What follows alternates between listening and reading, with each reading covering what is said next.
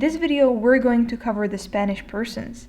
En este video, vamos a cubrir las personas en español. So this might seem like a really boring topic to cover, but I'd like to tell you that it's in fact quite important, and it will be very important in the future lessons, especially once we start covering some tenses and some verb transformation, etc.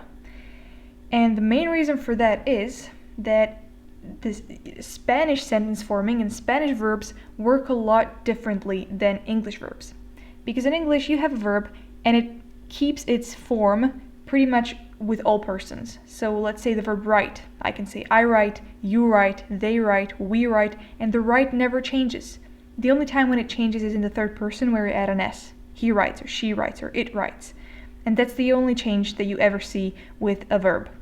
However, in the Spanish language, the verb looks differently with every person. And now I'm not talking about change of tense. Of course, that's another topic. I'm talking about conjugation. So that means the verb retains its root and changes its suffixes with every person. And this is something that might take a little bit of practice, but before we start practicing that, you need to have a good understanding of the Spanish persons. So that's what this video is for.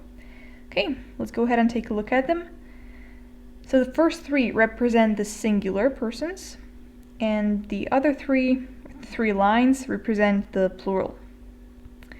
So if you look at the first one, which says yo, it means I, or me, or myself. Tú means you, of course in the singular form.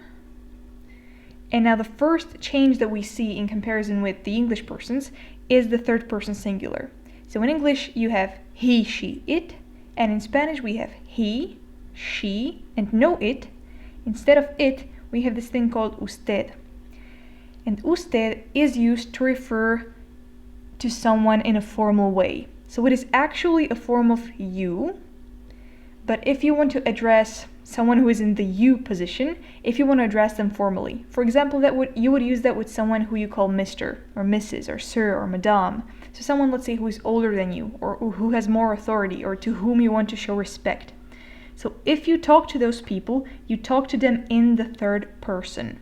Sort of something like saying in English, you writes. And the third form of the verb or the third person in connection to that is actually supposed to show some respect to those types of people. So he, she, and you in a formal way. I'll just write it like that. Él is he, ella is she, and usted, I'll say formal you. Formal you. Okay, let's move on to the plurals. Right here we have nosotros, nosotras, which means we. And in the previous videos, I've already explained that in the Spanish language it's important to understand the gender differences. And the thing that differentiates these two words is actually gender as well. So whenever you want to refer to a group of we, which is either composed only of males or a mixed group of both genders, you would say nosotros. And if you're referring to groups of we, which is composed only out of females, you would say nosotras. Okay, so nosotros for male and mixed, nosotras for female. A very similar principle could be applied to vosotros, vosotras, which means you in the plural form. Again, if I'm referring to a group of other people, so you, which is either completely male or mixed, I say vosotros. If I'm referring to a group of girls or women or female gendered things, I say vosotras.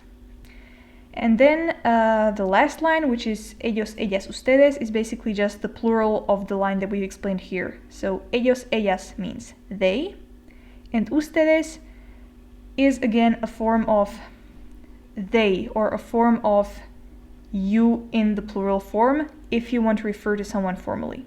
So I'll just write they and formal you, oops, sorry, it's a you in plural.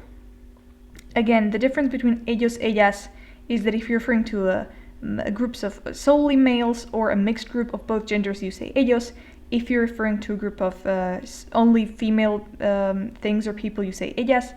And if you're referring to a group of people who you address formally, you say ustedes. But it's in the you form. So if you refer to them as you, but you want to do it formally, you say ustedes, and you use the third form of the verb, which we'll look at in the future videos how to form. Okay, so that is it. I'll just run through the Spanish pronunciations once more and we'll be done. Yo, tú, él, ella, usted, nosotros, nosotras, vosotros, vosotras, ellos, ellas, ustedes.